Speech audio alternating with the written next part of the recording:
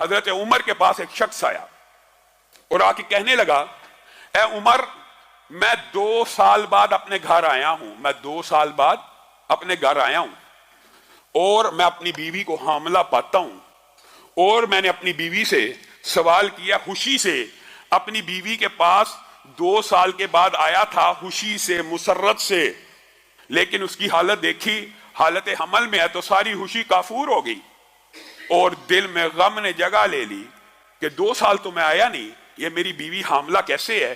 جب میں نے عمر اس سے استفسار کیا تو وہ کہنے لگی، اللہ کی قسم، میرے پیٹ میں جو حمل ہے تو ہی اس کا باپ ہے۔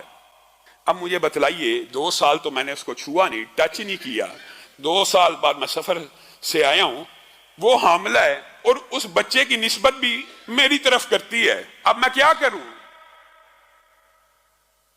یہ صحیح اثر کے ساتھ، صحیح سندوں کے ساتھ جو حدیث یا اثار موجود ہوتے ہیں، منکرین حدیث ان کا بھی انکار کر دیتے ہیں، اور اللہ کی حکمت بھی اتنی عظیم ہے اس باب کے اندر کہ جس حدیث کا، جس اثر کا انکار کیا جاتا ہے اس سے ملتی جلتی آیت اللہ نے قرآن پاک میں نازل کی ہوتی ہے۔ جیسے آدم کی عمر کے حوالے سے منکرین حدیث نے انکار کر دیا، 1000 برس عمر کیسے ہو سکتی ہے؟ تو قرآن پاک میں اللہ نے نوح کی عمر 950 برس بیان کر دی وغیرہ۔ یعنی جس حدیث کا انکار ہوتا ہے اس سے ملتی جلتی آیت بھی، اس سے ملتا جلتا واقعہ بھی قرآن پاک میں موجود ہوتا ہے۔ اب حضرت عمر نے مشورہ کیا اور ارادہ کیا اس عورت کو رجم کرنے کا، اور حکم دیا اس عورت کو رجم کر دیا جائے۔ کون حکم دے رہا؟ خلیفۃ المسلمین۔ کون حکم دے رہا؟ امیر المومنین۔ کون حکم دے رہا؟ حضرت عمر، جن کے علم و فضل کے دنیا کے سارے امتی قائل ہیں۔ پاس ہی معاذ ابن جبل بیٹھے ہیں، کہا، عمر، میں آپ کے فیصلے کو چیلنج کرتا ہوں، میں آپ کا فیصلہ نہیں مانتا، آپ اپنی اصلاح کریں۔ کون کہہ رہا ہے؟ ایک رتبے میں، مقام میں کم درجے کا صحابی اعلیٰ درجے کے صحابی کو ٹوک رہا ہے۔ وجہ کیا؟ وجہ اس کے بعد دلیل ہے، یہ نہیں ہے کہ میں تیرے سے بڑا عالم ہوں، سب کو پتا عمر بڑے عالم ہیں۔ جس طرح عثمان قرآن کے قاری تھے لیکن حضرت علی نے آ کے ٹوک دیا، اسی طرح یہاں پہ معاذ ابن جبل حضرت عمر کو ٹوک رہے ہیں۔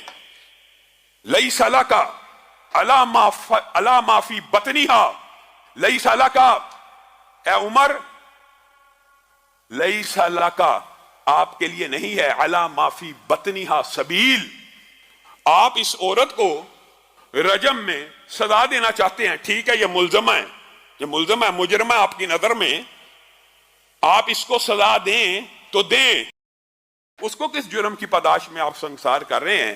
رسول اللہ کے دور میں بھی ایسے واقعات ہوئے تھے، شبیبہ غامدی آئی تھیں، رسول اللہ نے وضع حمل کا انتظار کیا تھا، سزا لاگو کرنے سے پہلے وضع حمل کا انتظار کیا تھا، کیونکہ پیٹ میں جو بچہ وہ بھی ایک جان ہے۔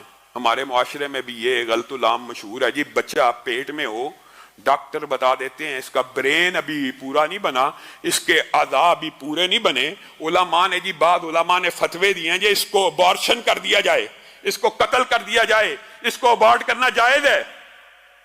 یہ آپ لوگوں نے خود کہانی بنائی ہوئی ہے، کسی عالم کا یہ فتویٰ موجود نہیں ہے، اور اگر موجود بھی ہے قرآن و سنت کے خلاف ہے۔ وجہ یہ ہے، زمین کے اوپر آنے کے بعد، دھرتی کی پشت کے اوپر بچہ جننے کے بعد بھی یہاں پہ کئی بزرگ ہیں جو معذور ہیں، کئی نوجوان ہیں جو معذور ہیں، کئی بزرگ ہیں جن کا دماغ کام نہیں کرتا۔ کیا کسی عالم دین نے یہ فتویٰ دیا جو بیمار ہے اس کو قتل کر دو؟ جس طرح دھرتی کی پشت کے اوپر کوئی بیمار ہے اس کا قتل کرنا حرام ہے، اسی طرح ماں کے پیٹ میں بچہ بیمار ہے اس کا قتل کرنا بھی حرام ہے۔ یہ آپ کو کسی نے مغالطہ ڈال دیا ہے کہ بیمار بچے کو قتل کر دیا جائے۔ کیوں کیا جائے؟ اگر بیماروں کا قتل جائز ہے تو پھر بوڑھوں کو بھی کر دو، پھر جن کی یاداشت چلی گئی ہے سب کو قتل کر دو، جو نوجوان معذور ہو گئے ان کو قتل کر دو۔ یہ خود ساختہ فیصلے، یہ من گڑت فیصلے، یہ قرآن و سنت کے خلاف ہیں۔ یہی بات معاذ ابن جبل حضرت عمر کو کہہ رہے ہیں، لیس لک علی ما فی بطنہا سبیل، اے عمر، آپ عورت کو رجم کرنا چاہتے ہیں کر لیجئے، اس بچے کا کوئی قصور نہیں، ہم اس کو رجم نہیں ہونے دیں گے۔ حضرت عمر رک گئے اور کہا وضع حمل کا انتظار کیا جائے۔ عورت نے بچہ جنا، اور صحیح سند میں موجود ہے جس وقت وہ بچہ جنا قد خرجت ثنایاہو، جس وقت وہ بچہ جنا گیا وہ اتنی بڑی عمر کا تھا کہ اس کے دانت نکل آئے ہوئے تھے، اس کے دانت نکل چکے تھے، اور باپ نے اس بچے کو دیکھا، کہنے لگا اللہ کی قسم، کعبے کے رب کی قسم، یہ تو میرے ہی جیسا ہے اور یہ میرا ہی بچہ ہے۔ حضرت عمر تک یہ خبر پہنچی۔ یہ ہے وہ حدیث، یہ ہے وہ مقام جس وقت حضرت عمر نے کہا تھا ماؤں نے معاذ ابن جبل جیسے بچے جنہ بند کر دیے ہیں، لولا معاذ لہلک عمر، اگر معاذ نہ ہوتے تو آج عمر اس عورت کو بے گناہ سنسار کرنے کے جرم میں ہلاک ہو چکا ہوتا۔ دنیا میں کون سی ہستی ہے، کون سی شخصیت ہے اگر ابو بکر کے فیصلے کو چیلنج کیا جا سکتا ہے؟ کس کی روشنی میں؟ دلیل کی، وحی کی روشنی میں۔ اگر عمر کے فیصلے کو چیلنج کیا جا سکتا ہے کس کی روشنی میں؟